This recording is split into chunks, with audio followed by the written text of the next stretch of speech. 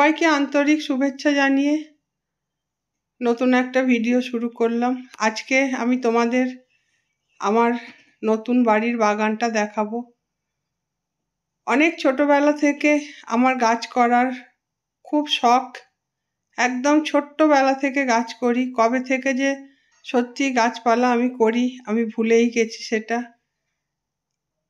ছোটবেলায় বরানগরের বাড়িতে ছোট ছোট টব কিনে ছোট ছোট গাছ এনে রাস্তা যখন খুঁড়তো, তখন তো অত টাকা পয়সা ছিল না।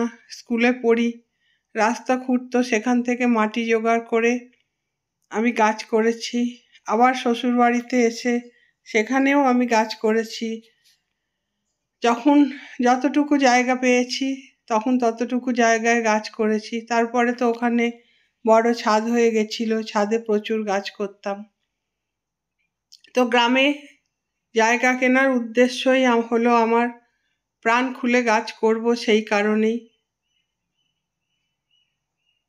এখানে আমি বাড়িটা করেছি একদম অল্প জায়গা নিয়ে, আর বেশি জায়গাটাই ছেড়ে রেখেছি গাছ করার জন্যে।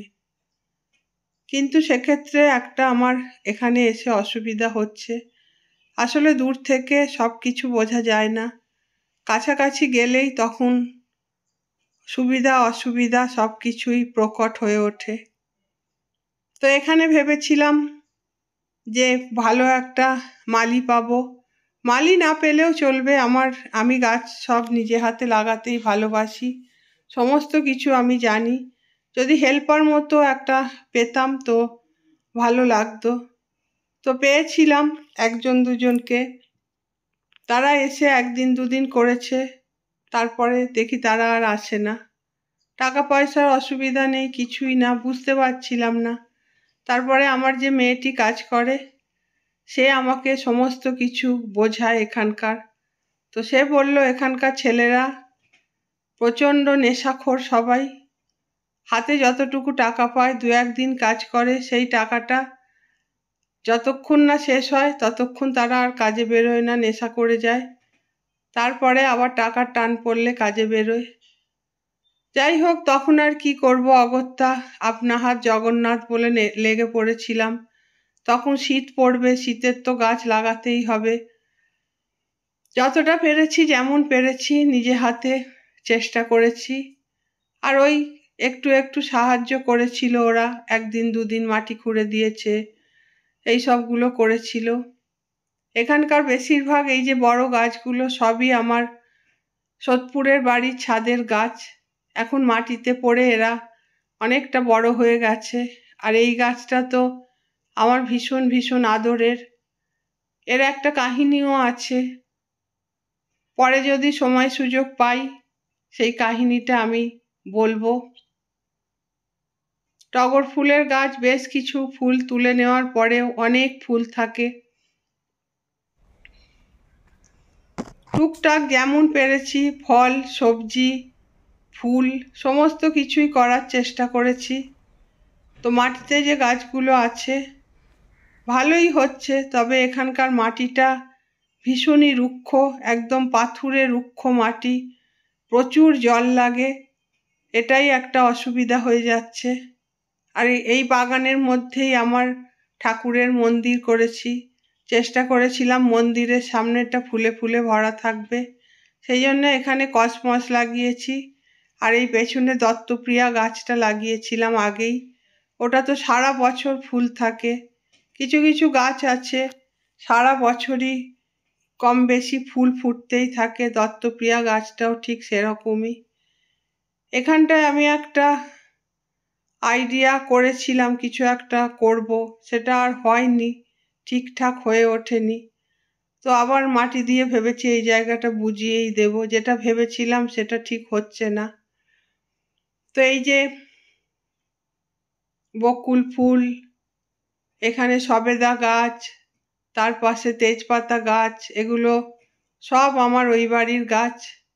আর মাঝখানে আছে একটা সোনাঝুরি গাছ। সোনাঝুরি গাছটা এইখান থেকে নিয়ে গিয়ে, তখন তো জানতাম না যে এখানেই পার্মানেন্টলি চলে আসবো, এখান থেকে নিয়ে গিয়েই ওই বাড়িতে বসিয়েছিলাম, আবার ওই বাড়ি থেকে নিয়ে এসে এখানে বসিয়েছি।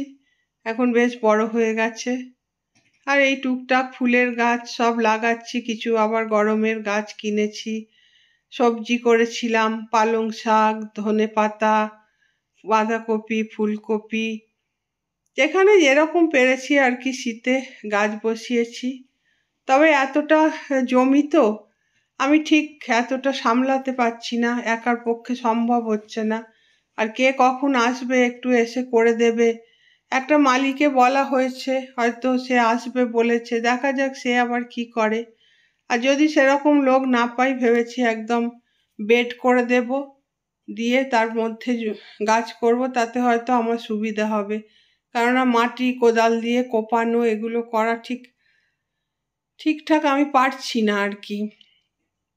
আর লোকজন তো শুনলাম এরম, কে কবে আসবে, দুদিন করবে চলে যাবে, এইভাবে তো আর হয় না।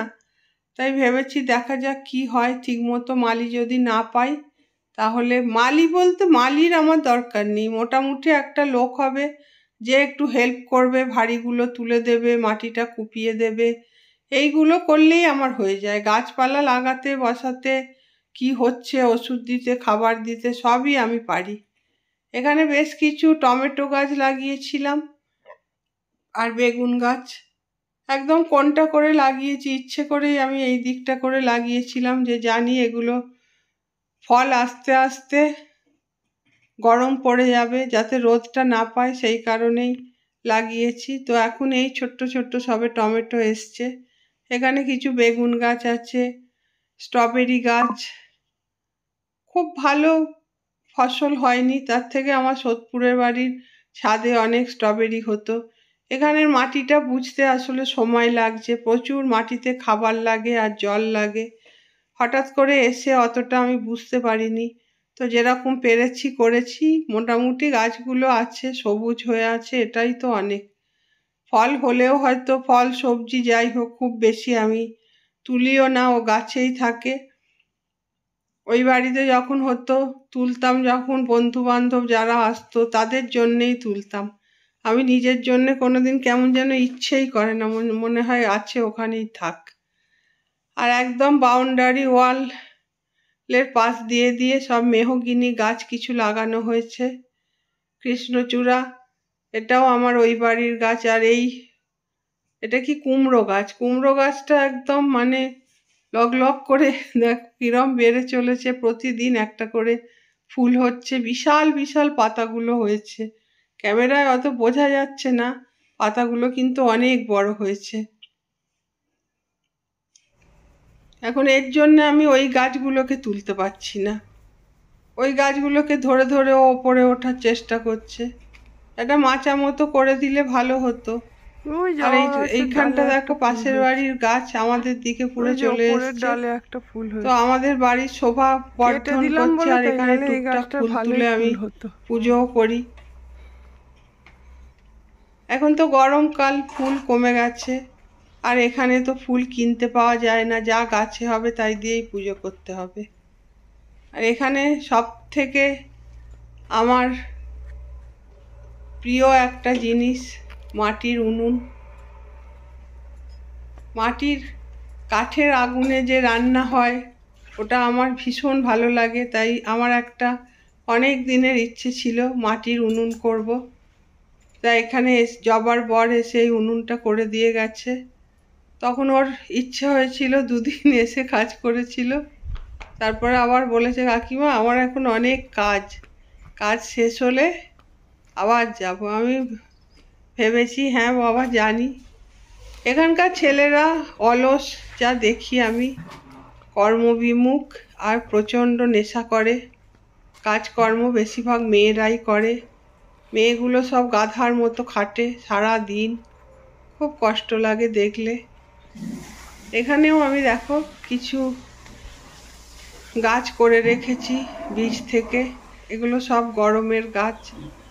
সানফ্লাওয়ার আছে, তারপরে কড়াইশুঁটি, কুচিয়া, আরও কিছু কিছু এগুলো গাছ জানি না, এগুলো শীতের গাছ কিনা। এখানে আছে জিনিয়া। তবে আর এখানে দেখো অনেক বীজ, অনলাইন থেকে বীজগুলো কিনে গাছগুলো লাগাই।